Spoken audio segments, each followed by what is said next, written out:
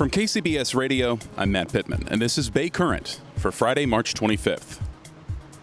And I'm outside of Chase Center, ahead of a really big night of college basketball. The NCAA men's basketball tournament is huge, second only to maybe the Super Bowl in overall popularity and nationwide attention, not to mention the billions of dollars it generates in television ad revenue and merch sales. And each year for the cities chosen as host sites for the games, it's a massive tourism event.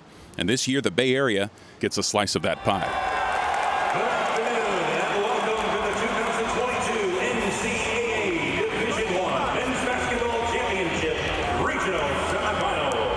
Today's game features the Arkansas Razorbacks and the Gonzaga Bulldogs. Regional semifinals and regional final games, better known as the Sweet 16 and Elite 8, are here at San Francisco's Chase Center, the home of the Warriors.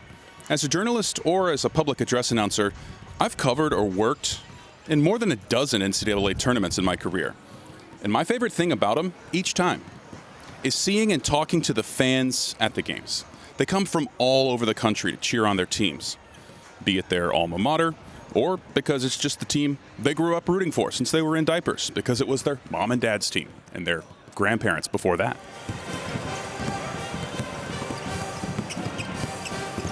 Today, 4 conversations with 4 sets of fans who were there to cheer on their teams.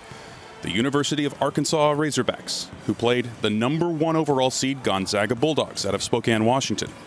And the Texas Tech Red Raiders out of Lubbock, Texas, who would face off against the Duke Blue Devils out of Durham, North Carolina. Not everyone had to travel cross-country to cheer on their team, like this Arkansas fan decked out in his bright red Razorbacks gear. The trek to Chase Center wasn't that far at all. My name is Gary Harden. I'm from Jacksonville, Arkansas, and now I live in Mill Valley, California. So you're from simultaneously the Bay Area and from Arkansas. Right. Not every day, not every year that you get a chance to root for your team in person here in the Bay, is it? That's true. There have been a couple of baseball games and a basketball game with Cal a few years back, but that's been about it. Did you go to Arkansas? I did. I went to the University of Arkansas at Fayetteville, and I graduated in 1976 after I got drafted and served for several years and then went back to school. Well, thank you for your service, and I noticed that you're wearing the U.S. Army retired hat. Probably don't get many opportunities here in the Bay these days to have a bit of a homecoming, if you will, with your fellow Arkansans, do you? Right. There is an alumni group in the Bay Area. Yep. That's actually the 3rd largest alumni group out of state. Wow, that's cool. And, because we collect them from everywhere here in the Bay, don't we? Right. I think you and I are both case in point. Yeah. I was born in Georgia, raised in Seattle, and much like you, here I am now. Yeah, there's a big SEC group also. So always a group to get with. Well, good luck to your Razorbacks, and I appreciate a quick conversation. Well, thanks a lot, and woo pig suey. Gary's Razorbacks had a tall order ahead, playing the top overall seed in the tournament, the Gonzaga Bulldogs. Gonzaga is a Jesuit school out of Spokane, Washington. A relatively small school compared with the much bigger state institutions in the tournament, but the Bulldogs are a college basketball powerhouse. This is their 23rd straight year in the tournament, and its 7th straight Sweet 16 appearance. And as a reporter based in Seattle for many years, I'd been assigned to cover several of Gonzaga's postseason runs, so I know firsthand how well their fans travel and show up no matter where the games are. But just like Gary, our Razorbacks fan and Arkansas alum, I met a couple from right here in the Bay Area, clad in their Bulldogs gear, Gonzaga diehards. Lisa Douglas, and we live in San Jose. Tobin Douglas. So you guys live in San Jose, but you're decked out in the Gonzaga, and that's the official one with the stitched letters. Yes, no paint there. Who's on the back? Let me see, number 20. Yes. Obviously pretty big Zag fans, but you're from San Jose. How's that work? We have 3 Zag students. Okay, so you've paid literally Students, yeah. in blood, sweat, tears, and treasure. Yes. And we're Santa Clara University graduates, and it's nice we got into Gonzaga basketball because we liked having a team to root for. in the tournament because the Broncos never make it. Yeah. Where's your kids? If you got 3 Zags, where are they? So we've got one that went through the teaching program at Gonzaga. She's done. We've got one that's in her last year of law school at Gonzaga, and then we've got a freshman boy at Gonzaga. Okay. So yeah. And they're working and they're studying. They have no time for fun and games, literally. How often do you guys travel for tournament games? Yeah, we've probably gone every year since I think the first year we went to the Sweet 16 when they played UCLA in Houston. Okay. And What year you roughly ballpark? what was that, like 2015, I think? Oh yeah. Okay. Wow. So, but it's nice that they're here in kind of your backyard, right? Yes. Oh, absolutely. We've gotten so lucky with this whole thing. You know, when we first were touring Gonzaga for my first daughter going there, the girl who gave us our tour said to us, you know, do you guys like basketball? And we said, no, we're not really that into it. And she just smiled at us and she said, oh, you will be. Sure enough, that year, you know.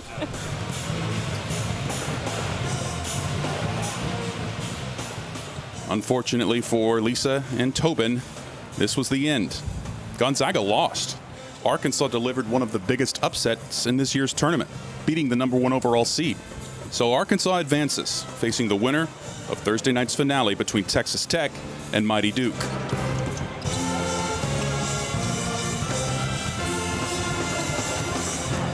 Texas Tech was well represented outside of Chase Center before the doors opened on Thursday. Red Raiders fans were pumped and eager to chat with me, like these two.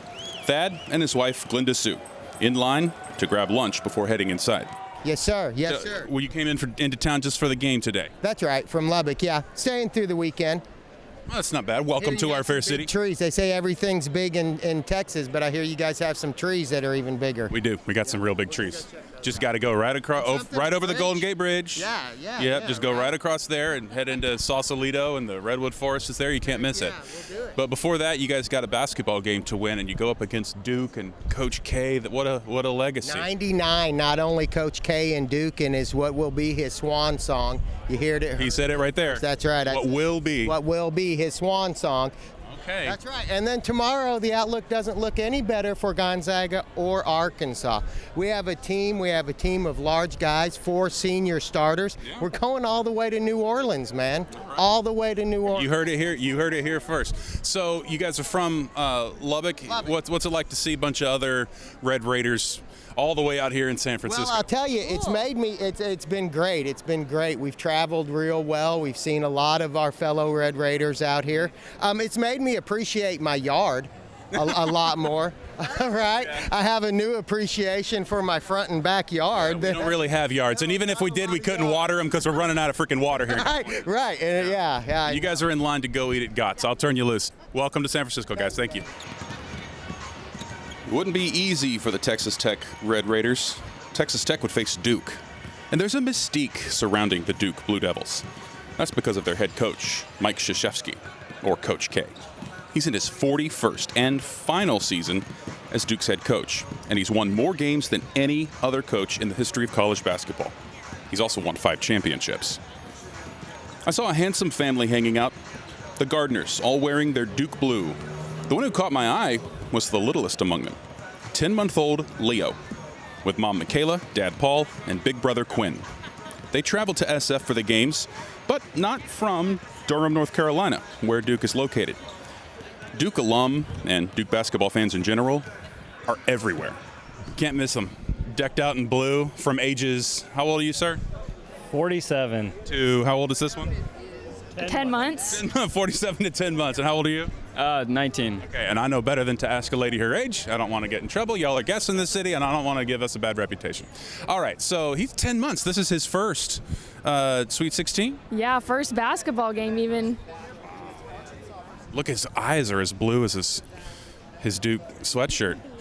Where'd you guys come into town from? We're from Boise, Idaho. Okay. So you guys didn't come from North Carolina, but you still made it all the way from out of town. Did you guys go to Duke?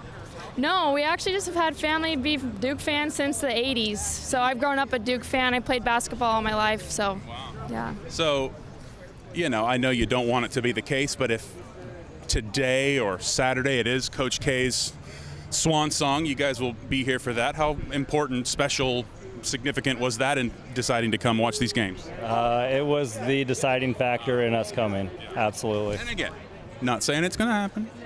Got a heck of a team. He's got 99 tournament wins going into these games on Thursday, so it doesn't have to be the last one. What has he meant to Duke? If you can put it into simple words, I mean, that's really... words? Yeah. I don't know if there are I'd words. say Coach K is Duke basketball.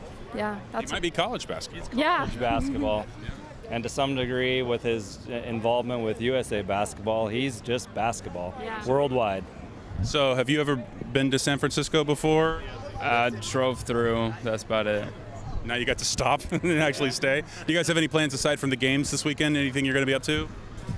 We drove down Lombard Street and we went and saw the Painted Ladies and the Full House and drove across the Golden State Bridge today. Very cool. I mean, you're checking off the things right at the top of the list, which is most important. Leo, can you give me 5? Right here, buddy. There you go. You guys, thank you. Welcome to San Francisco, and best of luck to the Blue Devils. Thank you.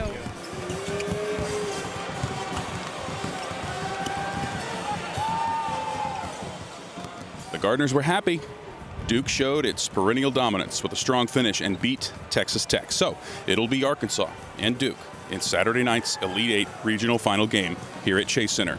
The winner moves on to the Final Four in New Orleans.